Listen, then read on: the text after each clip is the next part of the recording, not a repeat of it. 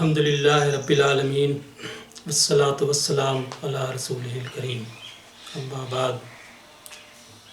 بسم اللہ الرحمن الرحیم طلب العلم فریضۃ علی کل مسلم۔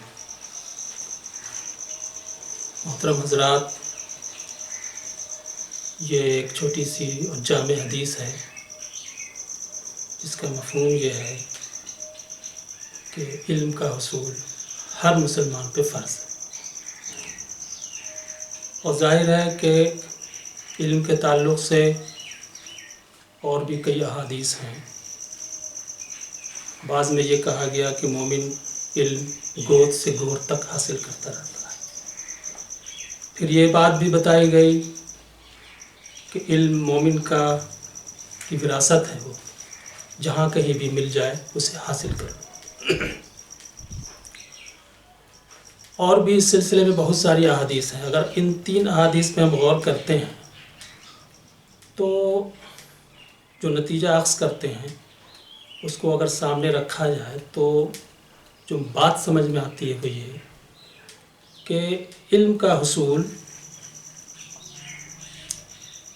ہر مسلمان پہ، مرد ہو یا عورت، اس پر اس کے اپنے ظرف، صلاحیت اور مہلت کے پیش نظر فرض ہے۔ ایک شخص ہے جو انتہائی ذہین ہے، کافی اللہ نے اسے صلاحیت دے رکھی ہے، اس کو اس کے اپنی صلاحیت کے مطابق اس تگ و دو میں لگا رہنا چاہیے کہ زیادہ سے زیادہ علم حاصل کرے۔ ایک شخص ہے جو کسی قدر کمزور ہے، ذہن اتنا تیز نہیں ہے، تو اس کی بھی ذمہ داری یہ بنتی ہے کہ جتنی بھی صلاحیت اللہ تعالیٰ نے اسے دی ہے اس کو بروئے کار لائے اور علم کا حصول کرے۔ پھر یہ کہ چونکہ یہ بھی بتایا گیا کہ علم کا حصول مرنے سے قبل تک مومن حاصل کرتا رہتا ہے، تو پھر یہ کہ یہ سمجھنا ہے کہ بس اس فرضیت ختم ہو گئی اور پھر اب ہم کو اور مزید کچھ کسی علم کی تلاش میں نہیں لگے رہنا ہے، تو یہ تصور صحیح نہیں ہے۔ کیونکہ جب بتا ہی دیا گیا کہ مومن گود سے گور تک علم حاصل کرتا ہے تو ظاہر یہ بات حکم ہو گیا، آپ جب کبھی بھی جہاں کہیں بھی ہوں، جب کبھی بھی موقع ہو اپنے علم میں اضافہ کریں۔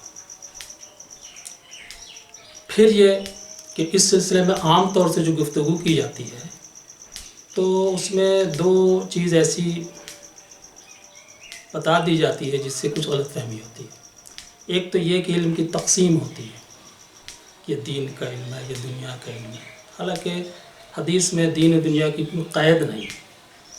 دوسری بات، اس کی تحدید ہوتی ہے کہ اتنا کم از کم ہم حاصل کر لیں تو فرضیت ختم ہو جائے، جبکہ دوسری حدیث ہے کہ جب مومن گود سے گور تک علم حاصل کرتا ہے تو ظاہر ہے کہ ہم محدود کر دیں تو یہ پھر دوسری حدیث سے یہ بات ٹکرا جائے گی۔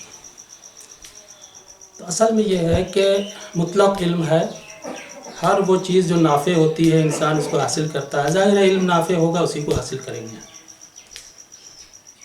تو تصور کیجئے کہ رسول اللہ صلی اللہ علیہ وسلم اپنے حلقے میں صحابہ کے ساتھ بیٹھے ہیں اور یہ حکم صادر کر رہے ہیں کہ طلب العلم فریضۃ علی کل مسلم، ہر مسلمان پہ علم کا حصول فرض ہے۔ تو ہم ذرا تصور کریں کہ وہاں پر خلفائے راشدین کی پہلی ٹیم، سابقون اولون، حضرت ابوبکر صدیق ہیں، حضرت عمر رضی اللہ تعالیٰ عنہ ہیں، حضرت عثمان غنی ہیں، حضرت علی کرم اللہ وجہہ، یہ پورے صحابہ کی ایک ٹیم ہے، ایک حلقہ ہے جہاں آپ صلی اللہ علیہ وسلم فرما رہے ہیں طلب العلم فریضۃ علی کل مسلم، کل کا لفظ استعمال ہوا ہے۔ یہ نہیں کہ یہ تو ابوبکر صدیق ہیں، یہ تو عمر ہیں، یہ تو عثمان اور علی ہیں، یہ تو علم تو حاصل کری ان کے لیے نہیں، جو جانتا ہے وہ مزید جانے، جو نہیں جانتا ہے وہ جانے، اور جب تک زندہ ہے وہ کچھ نہ کچھ علم حاصل کرتا رہے۔ اس کا اصل مفہوم یہ ہے۔ پھر یہ کہ علم کی جو تقسیم ہم لوگ کر دیا کرتے ہیں کہ دینی یا دنیاوی ہے، تو یہ ظاہر ہے صحیح نہیں۔ تصور کیجئے کہ اگر کسی شخص کو، کسی مسلمان کو کوئی اٹھا کر کے بغیر اس کے مرضی کے یا اس کو بغیر یہ کہے کہ تم کو کہاں ہم لے جا رہے ہیں، ساؤتھ افریقہ کے جوہانسبرگ میں جا کے رکھ دے اور کہے کہ جناب وقت ہو گیا ہے اذان کا، نماز کا آپ نماز پڑھ لیجیے. ظاہر ہے سب سے پہلے وہ پوچھے گا کہ ہم ہیں کہاں. جب پتہ چلے گا کہ وہ ساؤتھ افریقہ میں ہے تو وہ کہے گا کہ ساؤتھ افریقہ کا مطلب یہ ہوا کہ اب ہم کو پچھم کی طرف نہیں، تقریباً ہم کو اتر کی جانب رخ کر کے نماز پڑھنا ہو. تو ظاہر ہے کہ ایک نماز جو اتنی بنیادی چیز ہے، اس کی ادائیگی کے لیے ہم کو اس جغرافیہ کا علم چاہیے.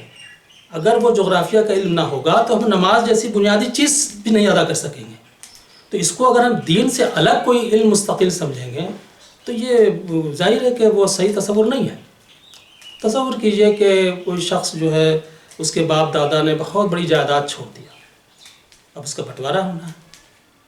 اتنے بیٹا ہیں، اتنا پوتا ہے، اتنی پوتی ہیں، اتنی پوتی ہیں. ظاہر ہے اگر ہم ریاضی نہیں جانیں گے، میتھمیٹکس نہیں جانیں گے تو اس دین پہ ہم عمل نہیں کر سکتے. تو اگر ہم ریاضی کو دینی علم سے الگ کر دیں اور سمجھیں کہ یہ تو دنیا داری ہے تو ظاہر یہ تصور غلط ہے. اور یہ تاریخ گواہ ہے کہ مسلمان جب کبھی بھی کہیں گئے، نماز کی ادائیگی میں کہیں ذرا بھی گڑبڑی نہیں کیا ہے نا. انہوں نے وہ سمت کے تعین کا جو طریقہ ہے اس کو اپنایا، کمپاس کی ایجاد کیا، اور پھر یہ کہ یہ پتہ لگایا کہ خانہ کعبہ کا رخ اس طرح ہے، اس لیے مسلمانوں کو ایسا نہیں ہے کہ یہ تو دین کا علم ہے ہم حاصل کر لیا. اب دنیا دار صاحب ایک آئیں گے اور کہیں گے کہ صاحب آئیے علامہ آپ جو ہے یہ اس رخ میں جو ہے خانہ کعبہ آپ کا، آپ نماز پڑھ لیجیے. نہیں، ایسی بات نہیں ہے، بلکہ حقیقی اور سچی بات یہ ہے کہ دین خود علم کا نام ہے، دنیا جگہ کا نام ہے، اور علم اور جگہ کا کوئی مقابلہ نہیں ہے. یہی وجہ ہے کہ قرآن میں دعا جو سکھائی گئی، ربنا آتنا فی الدنیا حسنۃ وفی الآخرۃ حسنۃ وقنا عذاب النار، اے اللہ تو مجھے اس دنیا میں بھی کامیاب کر اور آخرت میں بھی کامیاب کر. پتہ یہ چلا کہ دنیا کی ضد آخرت ہے. آخرت وہ جگہ ہے جو مرنے کے بعد کی ہے، اور دنیا وہ جگہ ہے جو مرنے سے قبل کی ہے. یہ دونوں جگہ کے بیچ مقابلہ ہے کہ دنیا میں بھی کامیاب ہو جائے، آخرت میں. دین تو خود ایک علم ہے جس پر عمل کر کے ہم دنیا میں بھی کامیاب ہوں گے، آخرت میں بھی کامیاب. تو یہ کہنا کہ یہ دین ہے اور یہ دنیا ہے، یہ کمپیریزن ہی ویسا ہے جیسے کوئی کہے کہ ہمالیہ پہاڑ اور خوبصورتی. ظاہر ہے ہمالیہ پہاڑ کا یورال پہاڑ سے، روکی پہاڑ سے مقابلہ ہوگا، نہ کہ کسی ایبسٹریکٹ ناؤن سے، وہ تو مٹیریل ناؤن ہے. تو یہ ایک عجیب قسم کی غلطی کیا کرتے ہیں لوگ ہے نا، اور وہ دین اور دنیا کی تقسیم کر کے ایک بہت محدود معنی میں علم کو لوگوں کے سامنے پیش کرتے ہیں. یہ اس سے بچنا چاہیے. حقیقت یہ ہے کہ علم کے تعلق سے پھر ایک اور حدیث میں یہ بات بتائی گئی کہ یہ تو مومن کا ورثہ ہے، وہ تو وراثت ہے، جہاں کہیں بھی ملے اسے لے لو. بلکہ ایک حدیث اور ہے جس میں یہ کہا گیا، بعض اسے ضعیف بھی کہتے ہیں لیکن مفہوم بالکل صحیح ہے، کہ تمہیں چین بھی جانا پڑے تو علم حاصل کرو. تو پتہ یہ چلا کہ علم کا وہ محدود تصور جو ہم لوگوں نے سمجھ رکھا ہے اور دین کی قید لگا دیتے ہیں اور بہت محدود ہو جاتا ہے کہ چند فقہی مسائل، نماز، روزہ، وضو کے مسائل بس علم ہو گیا اور ہم فرضیت سے بری ہو گئے.